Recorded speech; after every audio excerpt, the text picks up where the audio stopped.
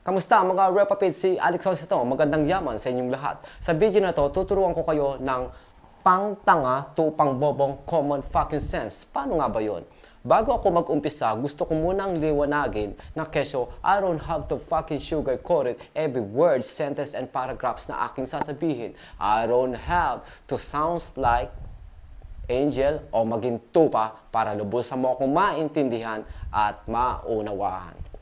Paano nga ba ang pangtanga at pangbobong common fucking sense that will make you rich? Richer ng 6 figures all the way to millions nang sa pagiging tanga at bobo lang. Pangtanga. Pangbobo. Sa stock market, maniwala man kayo o hindi na kung saan ang dami ko ng live, excellent demonstration kung paano ginagawa yung mga getong klaseng pangtanga at pangbobong kitaan all the way sa pang-professional na kitaan.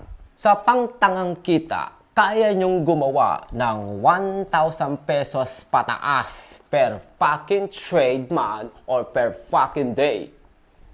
Yung pangbobong kita naman, kaya nyong kumita ng 500 pataas per trade month or per fucking day.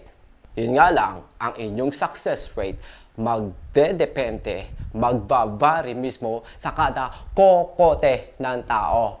Financial IQ, financial intelligence, pag-value ng time, pag-control ng emosyon, life perspective, at kung paano mo nauunawaan na kasi walang malaking pera at walang maleta pera dahil iisa lang ang sukat nun. Gets nyo? Okay, sa loob ng 1 month of trading time, ilang trading time ba sa loob ng 1 month? Sabihin na natin 20 days. So ngayon, kung mag-i-start tayo sa pangtangang kita, 1,000 times 20 days, ang katanghang kita mo ay aabot ng 20,000 pesos. Tanga ka pa niyan. Ngayon, kung pang-bobo naman, 500 times 20 days trading time, that's 10,000 na kabobohan mo. Sa pangtangang kita, 20,000 ang magiging average mo na tanga ka pa. Sabihin na natin sa katangahan na yon ay na-convert pa iyon sa kabobohan. 100% ng katangahan mo, profits ka ng 20,000 average per month.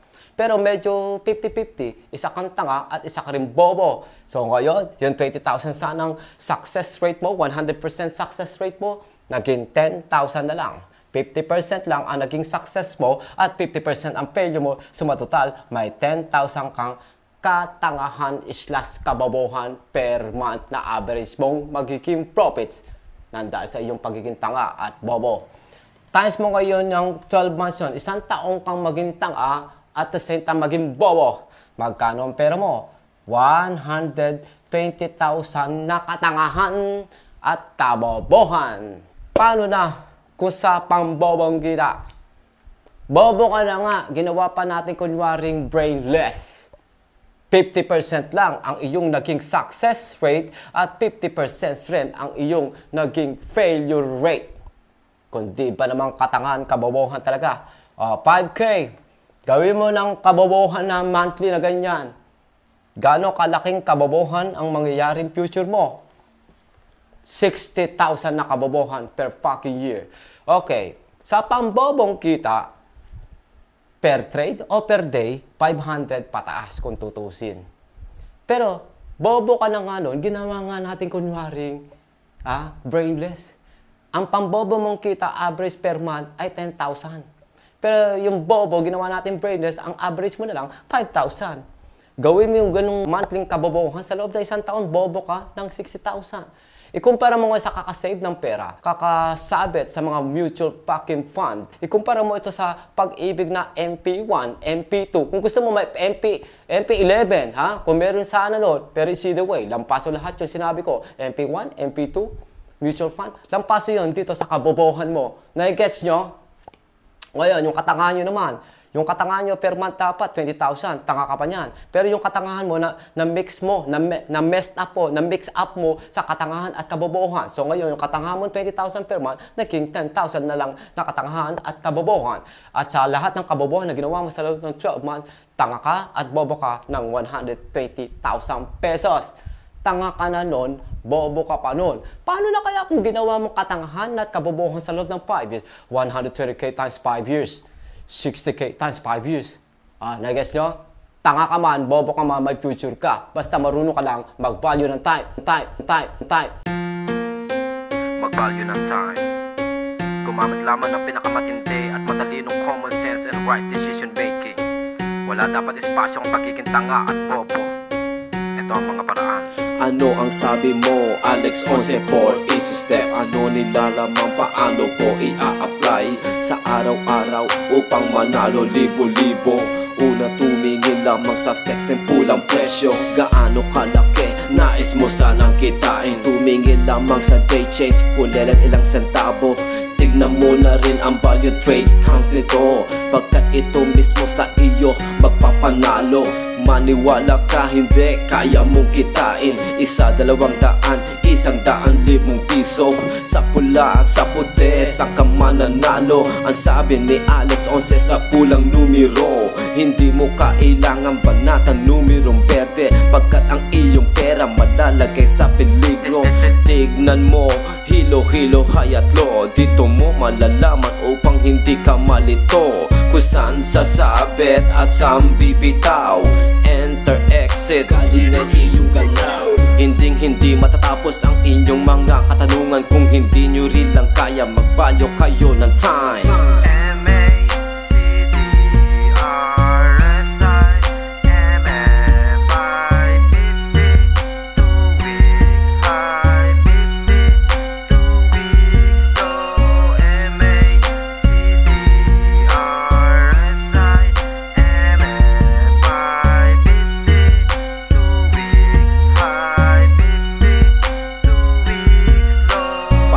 Mananalo kundi ka naman nag-aral. Fundamental analysis isn't good enough. Kailangan magdaan sa formal at literal na process upang manalo sa araw-araw.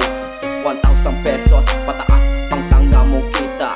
Kaya nyo ba itong kunin sa tindahan sa pagtinda ng cake? Yam, baseball, banana Q at halo-halo. Isama mo patindahan ni Aling Bebang nagtitinda ng ice cube. MacD, ano nga ba ang ibig sabihin nito? Sa paanong paraan ko ba magagamit mga bagay na ganito? Basahin, salain, kritisin, gumagalaw na numero nagmumula sa MA 1530. Bilangin ng candlesticks mula sa MA 15. Bilangin ng gain and loss, gumamit common sense. I-plus ang moving average price till MA 30 divided by 60. Sagot next, MA, CD, MACD.